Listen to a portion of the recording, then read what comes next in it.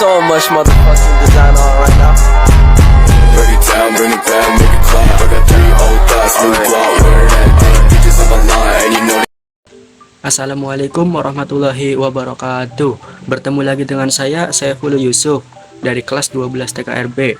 Saya di sini akan mereview sebuah novel yang berjudul Butiran Debu Cahaya Hidup yang Tak Pernah Redup, karya Taufikur Rahman Al-Azizi, penerbit Diva Press, tahun terbit 2013, tebal buku 348 halaman. Oke, langsung saja kita mulai reviewnya. Yang pertama dari segi covernya. Cover pada novel ini terlihat sangat menarik, kreatif, dan unik. Perpaduan antara warna putih dan silver pada cover novel ini menambah kesan elegan.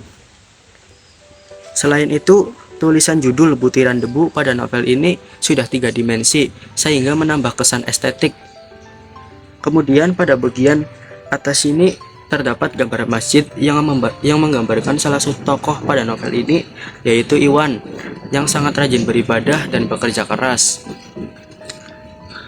Kemudian pada bagian bawah pojok kanan cover novel ini terdapat gambar toples kaca yang di dalamnya ada potongan seperti singkong. Kemudian pada bagian sampingnya ada ungkapan dari salah satu tokoh, yaitu yang bernama Bu Rohana. Ungkapannya yaitu, jika kalian tidak mau kehilangan singkong, punyalah sedikit rasa belas kasih kepada anak-anakku. Mereka lapar, mereka merintih, mereka mengadu.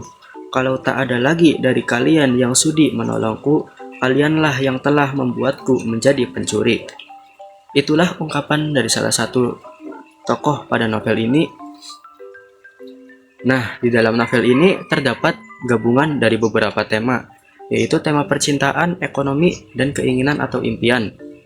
Namun, secara garis besar, novel ini mengisahkan tentang suatu keluarga yang awalnya bahagia menjadi suram atau sedih karena sang suami yang menjadi tulang punggung di keluarga ini telah mengkhianati dan menelantarkan keluarganya.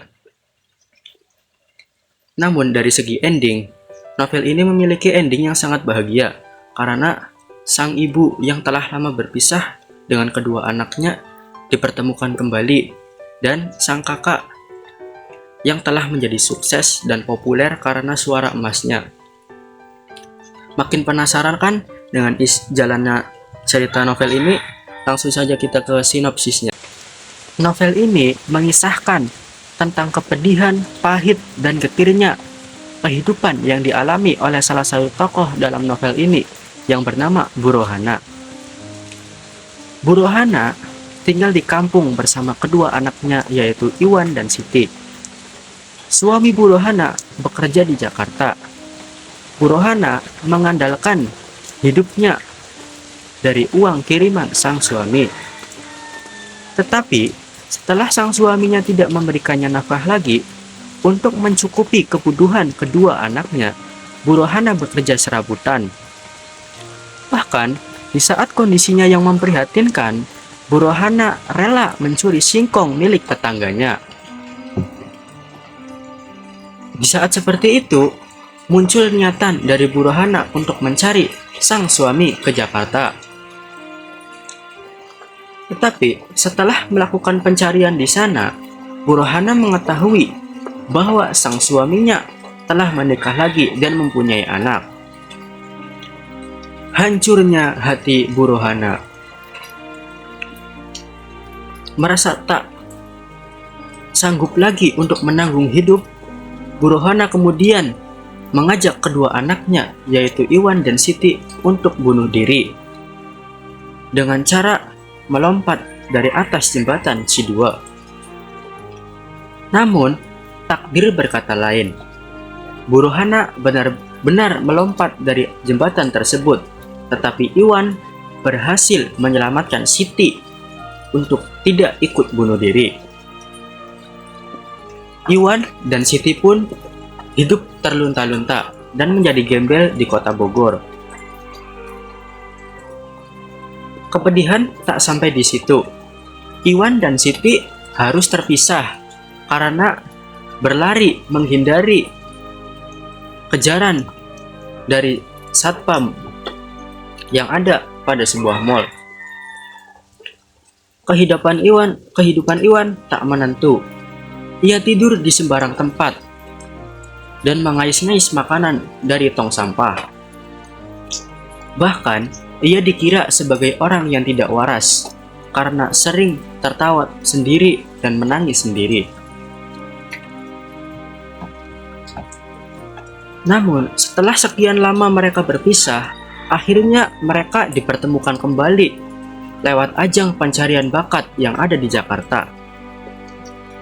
Sang kakak, yaitu Iwan, menjadi idola cilik yang sangat populer karena suara emasnya.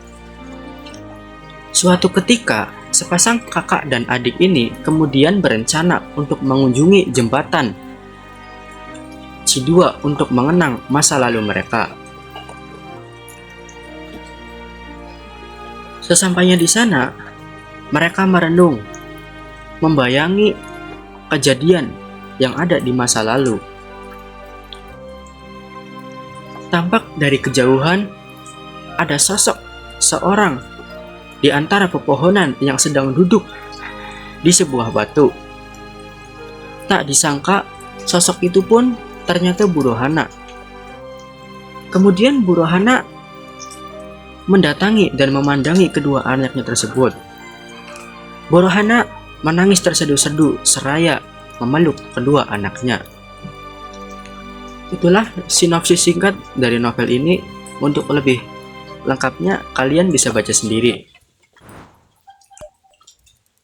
Tokoh yang saya sukai dalam novel ini yaitu Iwan. Karena Iwan memiliki sifat yang baik, rajin beribadah, pekerja keras, dan giat dalam berlatih vokal untuk mengikuti ajang pencarian bakat yang membuatnya menjadi idola cilik yang sangat populer karena suara emasnya. Kemudian, novel ini memiliki kelebihan dan kekurangan. Kelebihan dari novel ini yaitu selain covernya yang menarik, kreatif, dan unik, novel ini memiliki banyak pelajaran-pelajaran kata motivasi yang bisa kita ambil untuk kehidupan sehari-hari kita. Misalkan, perjuangan Iwan untuk mengikuti ajang pencarian bakat karena melalui kerja kerasnya, dan tak lupa ia selalu berdoa kepada Allah Subhanahu wa Ta'ala untuk diberi kemudahan yang membuatnya menjadi idola cilik yang sangat populer karena suara emasnya. Ada lagi karakter tambahan dalam novel ini yang bersifat baik yang dapat kita ambil untuk kegiatan kita di sehari-hari, yaitu gotong royong, peduli sesama, saling menghargai, saling menghormati, pantang menyerah, dan tidak mudah putus asa. Selain itu, novel ini juga memiliki jalan cerita yang berliku-liku sehingga pembaca tidak merasa bosan ketika membacanya. Kekurangan dari novel ini yang saya amati adalah dari segi endingnya. Ending cerita ini membuat pembaca merasa bingung karena salah satu tokoh yaitu Bu Rohana yang di tengah-tengah cerita dalam novel ini tidak muncul lagi setelah dirinya melompat dari jembatan Cidua dan terbawa arus sungai.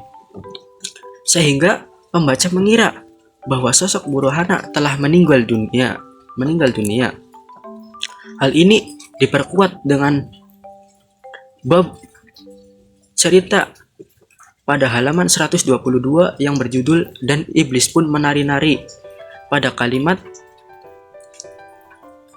kepalanya membentur-bentur batu besar dan batu kecil, sedang air memenuhi mulut, tenggorokan, dan juga perutnya. Namun, yang mengherankan adalah di akhir cerita dalam novel ini, Bu Rohana muncul kembali dan bertemu kedua anaknya yang lama terpisah. Hal inilah yang membuat pembaca merasa bingung karena seolah-olah cerita pada novel ini menggantung atau mengambang.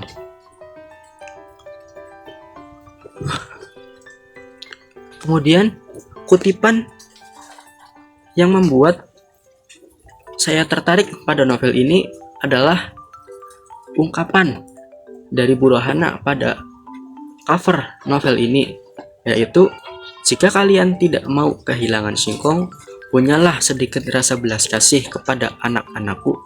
Mereka lapar, mereka merintih, mereka mengadu. Kalau tak ada lagi dari kalian yang sudi menolongku, kalianlah yang telah membuatku menjadi pencuri. Itulah yang membuat saya tertarik pada novel ini, yaitu kutipan dari Bu Rohana. Kemudian kesimpulan dari novel ini adalah novel ini sangat menarik untuk dibaca dan bermanfaat karena di dalamnya mengandung pelajaran-pelajaran dan kata motivasi yang dapat kita ambil untuk keberlangsungan kita di masyarakat. Seperti yang sudah saya sampaikan, yaitu gotong royong, saling peduli, saling menghargai, saling menghormati, bekerja keras, rajin beribadah, dan pantang menyerah. Dan yang paling penting adalah novel ini mengajarkan kepada kita, yaitu manjada wajada. Siapa yang bersungguh-sungguh pasti akan berhasil. Kemudian novel ini sangat rekomendasi banget buat kalian para remaja dan orang dewasa, karena selain novel ini menarik untuk dibaca dan informatif, novel ini juga memiliki jalan cerita yang berlika-liku, sehingga pembaca pada novel ini tidak bosan untuk membacanya. Dan novel ini juga mengandung manfaat yang cukup banyak, kata-kata motivasi dan pelajaran yang bisa kita ambil. Untuk rating novel ini saya kasih rating 4 dari 5, karena novel ini selain memiliki kelebihan, novel ini juga memiliki kekurangan, sehingga saya rasa rating 4 dari 5 itu cocok untuk novel ini. Oke, demikianlah review novel Butiran Debu Cahaya Hidup yang Tak Pernah Redup dari saya. Kurang lebihnya mohon maaf. Wassalamualaikum warahmatullahi wabarakatuh.